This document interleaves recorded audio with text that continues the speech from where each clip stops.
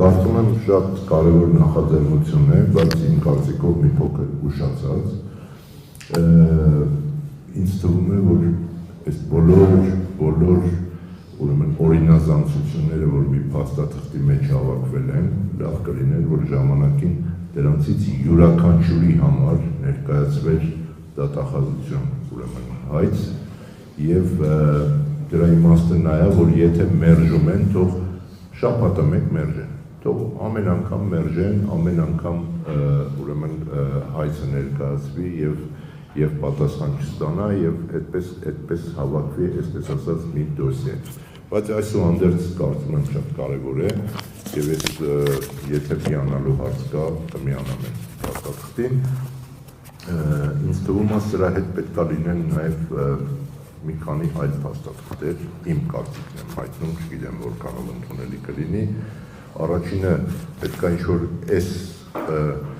դատախազություն հաղորդում ներկայացնելու մասին մի տեքստ կազմվի եւ ներկայացվի բոլոր միջազգային կառույցներին, դեսպանատներին, ԵԱՀԿ-ին, ԵԽԽՎ-ին եւ մյուս բաներին, որպեսզի իրենք տեղյակ լինեն, որ այս հարցում եղել է որոշակի քաղաքական ուրեմն համախմբում եւ այդ համախմբման արդյունքում իրենց եւս տեղյակ է պահվում այս մասին։ Երկրորդ տեքստը, որ անհրաժեշտ եմ համարում եւ կարծում եմ լավ կլինի որ լինի, դա այս նույն տեքստը, որը շատ երկարաշունչ է եւ գիտեք, ես միշտ նաեւ խմբագիր աշխատած ժամանակներում շատ մի տեսակ դժվարություն եմ ունենում իրավաբանական տերմինոլոգիայով հագեցած տեքստերի հետ, դրանք դժվար են մարդիկ կարդում, լավ կլինի այս նույնը 1.5-2 էջի սահմաններում վերաշարադրվի մարդկային լեզվով եւ հանրությանը մամուլի միջոցով տարածվի այդ ձևով։ Եվ կարծում եմ ապագայում էլ էլի ինչ-որ հարցեր կան, որոնք այս տեքստի մեջ չտեսա, գիտեք, անցած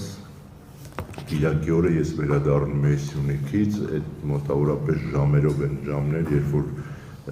վարչապետը գնացել էր Խաչիկ գյուղի եկեղեցում պատարագի, ամբողջ ճանապարհը սկսած Արենի գյուղից մինչև Երևանի մուտքը, Երևանում արդեն մի քիչ ավելի շատացավ երթևեկությունը, երևի չնկատեցի ինչ է կատարվում, ամբողջ ճանապարհին կանգնած էր ուրեմն այդ բարեկային ծառայության մեքենաները, որոշակի հեռավորության վրա կանգնած էին ոստիկաններ կամ բարեկներ, չգիտեմ, համազգեստավոր մարդիկ, սա որոշակի ծախս է, որը պետությունը անում է միայն մի մարդու քմահաճույքի համար, որ ինքը պետք է գնա պատարագի։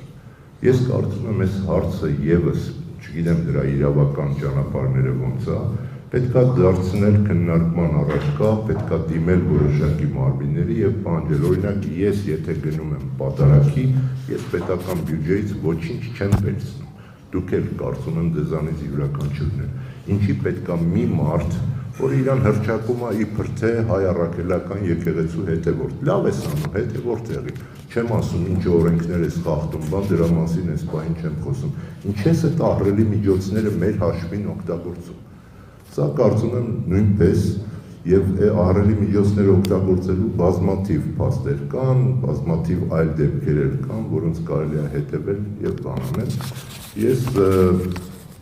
կարծում եմ, որ սա շատ կարևոր միջոցառում է, շատ կարևոր նախաձեռնություն է եւ պետք է հնարավորին չափ արագ ընթացք ստանա եւ որտեղ մեզ կարծում եմ նկատի ունենալով այն ամբարտավանությունը, այն լկտիությունը, որը տարվում է քաղաքական ասպարեզում, մեզ մնում է միայն իրավական լուծումները, իրավական ճանապարհը։ Եվ իրավական ճանապարհով պետք է կարողանալ կարգավորել նաև քաղաքական հարցերը։ Շնորհակալություն։